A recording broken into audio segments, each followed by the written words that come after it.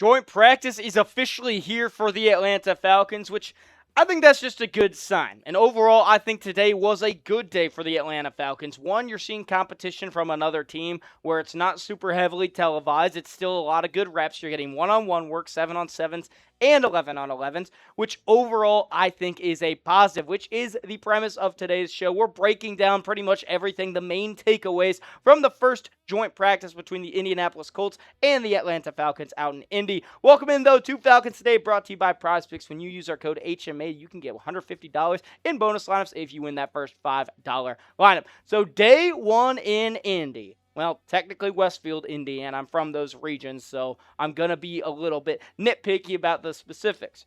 So, first time that Atlanta and Indiana battled it out in the first day of joint practice. And like I said, I think it was a good day. I think there's a lot of positives to take from the competition. The reps that I saw from one-on-ones I think was huge. And one-on-ones are going to favor receivers at times, but we're going to highlight them. And there were some negatives. And there are negatives that I want to address immediately. And we're going to hit the bad first, and then we'll get into the good. So just bear with me as we run through this episode, because there's going to be a little bit of negative Nancy rolling through, because I think that's important to talk about. Now, before we do, in honor of Jaden Daniels wanting to retire his number 5 over at LSU, I want to hit as many 5s on our sub count as possible by tomorrow. We're currently at 55,034 subscribers. Can 21 new loyal Falcons fans join this cast to get us to 55,055 in honor of Jaden Daniels retiring, or wanting to retire, number 5 over at LSU? Hit that sub button, though, for all things Atlanta Falcons content, because we are rolling every single day. So, the bad. Yeah. He had a bad day. A really bad day. And if you just look at the numbers in 7-on-7s, he was 3 for 3 passing. In 11s, he was 8 of 13, which isn't a great, completion percentage. But it was really bad from the get-go for Tua. First team offense, they had a drive with a Tua sack. You might not blame him for that one. But the last play of that one, a fumbled snap. Why is this becoming common? This should not be a regular thing that is happening for Tua heading into year 7 of his career, but it is. He botched a snap in the first series against the Denver Broncos on Friday in our preseason opener, and is now doing it in joint practice. What is it about having another team line up on the other side of the ball where he just is, the Oklahoma State quarterback whose hands are shaking? I forget his name. That's what it seems like with Tua right now. That is unacceptable. And it happens once, nerves of a game, it's going to happen. Why is it happening multiple times? That's not a good sign from someone who's likely going to start in week 1. Now, that wasn't the only moment that was bad for Tua.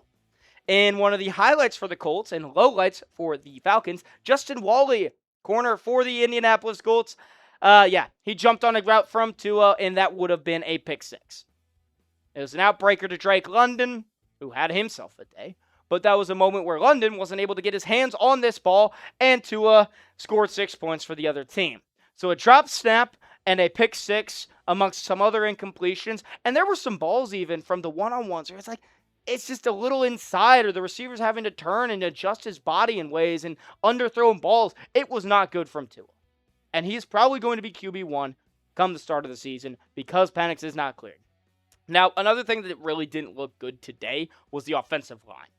And this is surprising, because against Denver, they got embarrassed, they got exposed, and it was something, the Broncos have a very good pass rush. They're dominant. Multiple guys can get 10-plus sacks. They can bounce back against a Colts team. But honestly, from the reports I was seeing, Indianapolis had the edge, especially when it came to the trenches, offense versus defense.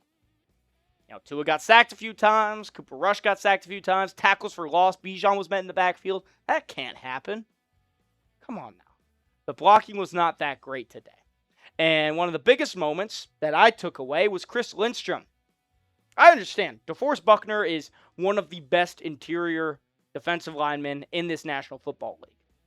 To say he got embarrassed, I understand it's a Colts fan tweeting this out, but pushing back your best offensive lineman, your highest graded, he's number 2 across guards for their grades, it didn't show much of an improvement from Denver, that preseason game, which was bad.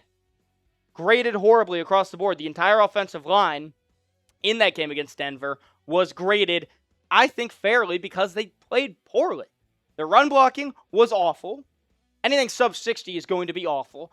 Pass blocking was mediocre. There were times the pocket truly did collapse, and Tua or Rush or even Strand had to just force the ball away.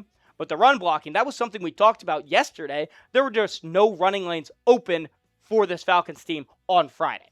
And it looked like today they were getting dominated against the Colts up front. Now, the QB decision, this is where it comes to with these two negatives that I have. The QB decision not being made at this point is not becoming surprising because of the fact that, Tua just was terrible today. The drop snap, the interception. The offensive line performance is becoming a little bit surprising for me because of the fact that it was bad against Denver, a very good pass rush, a team, the lights were bright, everything's a little bit chaotic, but now this is becoming a trend. And in the first day of joint practice, it really seemed like the offensive line got dominated once again. So I do have some positives to talk about, and I'm very excited to actually shed some light on things that went well today, because that was a lot of fun watching and seeing how a lot of it played out. But I do have to remind you, one of our sponsors of today's show, our friends over at SeatGeek. Thank you for making this Falcons show possible. You can use that code CHAT10 to get 10% off your next set of tickets. With MLB in full swing, you can get concert tickets as well on SeatGeek. And that's the thing, they have your back. Each ticket is rated on a scale of 1 to 10. You know you're getting a good deal. So look for those green dots. Green means good, red means bad. There are Falcons season tickets that you can get with the preseason fully underway. If you want to snag those Colts ticket on the road, little road trip, or maybe you're heading to Pittsburgh for the season opener, or possibly back home in Atlanta for that home opener against the Carolina Panthers. And that's the thing, I got a code for you guys using that code CHAT10 for 10% off your next set of tickets at SeatGeek. That's 10% off any tickets with that promo code CHAT10. Thank you, SeatGeek. All right. 3 good takeaways from today, starting with the receivers. The receivers against Denver, they didn't have enough to show. I mean, the quarterback play was not great. The offensive line play was bad. So, in light, the receivers weren't great either. I mean, Chris Blair had a couple plays, and that was about it as far as the receivers went against Denver. Now, today, there was a lot of good. And I got some photos from the videos that were taken throughout social media and Twitter mostly. This is Alameda Zacchaeus had a little route. Ball was up here with the defensive back on him, and he caught it and ripped it. And I thought that was a great rep from OZ that just showed the maturity of his game. Maybe something in his first stint with Atlanta that he wasn't really doing. So good rep from OZ, and it just, I think the domino effect of good receiver play started in a rep like this. And here's my moment. My Zach Branch moment of the day. I feel like you got to have one every week, maybe even every day. It's kind of tough to tell. Some of the video quality wasn't great. But you can see right next to the official is the Colts defensive back, and the man in the white is Zachariah Branch. That's how much separation he had on an out route. Ball was completed. It was a little behind him, but he did catch it, of course. And his burst. Oh, my gosh, he's so fast. Now, overall on the day, the wide receivers were very good. And there were some things that I didn't capture just because some of the quality wasn't great, but have to have our Zach Branch moment. Now, some of the things I want to mention that I don't have photos of are as follows. Dylan Drummond had a great route, beat his man one-on-one, and Michael Penix floated one right into the bucket into the back of the end zone in one-on-ones. Another highlight for a wide receiver in this training camp. Another good moment by wide receivers in this training camp.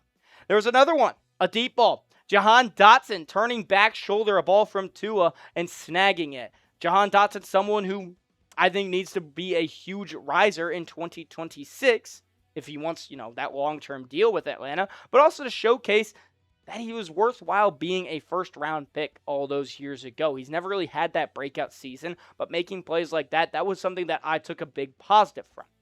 Now, there was an absolute highlight from today. Probably the highlight from today. Drake London. Oh my gosh. Ownership is what I call that. That is now your son. Mossed. You don't often get to say that, but Drake London mossed that man right there. Shout out Drake. You deserve the big bucks. That's why 5, the real 5, gets to get paid. You see the theme of today's show? We're throwing around 5 a little bit, just in honor of some of the circumstances with that number as of late. So here's the thing, Dirty Birds. Let's give some love for Drake London. I feel like I haven't talked about him enough during training camp. Hit that thumbs up button for Drake London because, yeah, he makes big-time plays in camp, big-time plays in joint practice, and he's going to do that in just a couple weeks once the regular season starts. So I got another positive for you, and it's the defensive line, the big boys on the defensive side. So offensive trenches were bad, defensive trenches were good, and they needed to be. The overall defensive grades from that Denver preseason game were bad. We know they were going to be, but I did want to shed some light. The run defense, 46.5, awful. Tackling, 46, awful. Pressure was okay. And overall, yeah, bad, awful. Just a bad game that I want to wipe clean, but the thing is how do you improve off of it? I didn't see Tua improve, and I really didn't see the offensive line improve, but what I did see improve is the defensive line. And that's what people notice. The run game from Indianapolis. And a run defense grade that was 46 against Denver was stifling Indianapolis, who, by the way, if you didn't remember, they have one of the best running backs in football in Jonathan Taylor. That's what Atlanta was doing to Taylor and company today. Back-to-back run stuffs for no gain during one of the periods. And there was another moment in one-on-ones. I, had to throw Chris Lindstrom under the bus. But Brandon Dorlus, who's had a terrific camp, working sometimes with the edges, sometimes inside with the defensive line. He was working on Quentin Nelson, who's one of the best guards in all of football. Probably right up there with Lindstrom. And honestly, Brandon Dorlus held his own, is what the reports come from. And how Falcons really had a good share of wins in these one-on-one periods. Now, another newcomer for Indianapolis, or for Atlanta, and former Colt, actually, Samson Ebukam had himself a little highlight play, trucking Seth McKowen. So that's the thing. The defensive line really seemed like they had a fire lit under them, and that might be a little teaser of my final takeaway of today because of the fact this overall team needed a fire lit under them, and there were moments. The receivers had some great moments. And it seems like the defensive line really did too. And I do have that final takeaway coming up in just a moment, but we do have a second sponsor. It's the one you always know. It's our friends over at Prize Picks. With baseball underway, you can cash in with Prize Picks, #1 sports pick app in America and the best place to win cash while watching sports. You can sign up for Prize Picks using our code HMA to get $150 in bonus lineups instantly if you win that first $5 lineup. Now, we promote Prize Picks by breaking down how we create our lineups. I just have a little simple baseball lineup for you. Nothing too crazy. That jumps off the page. If you want to get riskier, you can add another one. You can get up to 6. But the thing is, if you wanted to match me, you could do that when you download the Prize Picks app today with that code HMA to get $150 in bonus lineups if you win that first $5 lineup. See, that's the catch right there. You got to win it. So make sure you download the Prize Picks app. Use the code HMA for $150 in bonus lineups if you win that first $5 lineup. Prize Picks, it is good to be right. So my last good takeaway from today's joint practice isn't necessarily a player or even a position group or the coaching staff. It's the energy that was brought. Because against Denver, that was not the case, if you recall. From the get-go. Outside of maybe Malcolm DeWalt on a couple special teams plays, the overall energy from the entire Atlanta Falcons team was poor. But what I noticed today is that they needed a little bit of a slap in the face because they brought it to the Colts time and time again, and it really seemed like they did at a high level. The defensive line definitely did. I mean, you saw Samson Ebukam just laying the truck stick. Because why not? In joint practice, fire you up, newcomer. Brandon Dorlus holding his own against one of the best. But even one of the Indianapolis reporters, Don Miranda, he felt it in the building when the Falcons were flying around that there was a lot more juice from Atlanta than there was Indianapolis. Which the thing is, it's all about effort at the end of the day, especially right now when people are trying to make rosters, when people are trying to improve every single day. This was a day where I thought there was actual improvement, and I think energy is a huge reason why. Now, some positive news. Divine Diablo was back. That wasn't my main takeaway, but I'm curious as to see is his presence one of the fueling reasons why there was just a little more juice, a little more fire lit under you? Or was it the slap in the face from last Friday that's like, hey, when we go to Indy, we have to bring it. Seems like we did in some regard. There are things to clean up, obviously. Tua didn't play well. I'll harp on that again. The O-line still needs to clean up, but there were things that I can tip my cap to and be like, this is working. The receivers look good. The D-line is holding their own against a strong offensive line unit, strong rushing game as well. And they have a fire.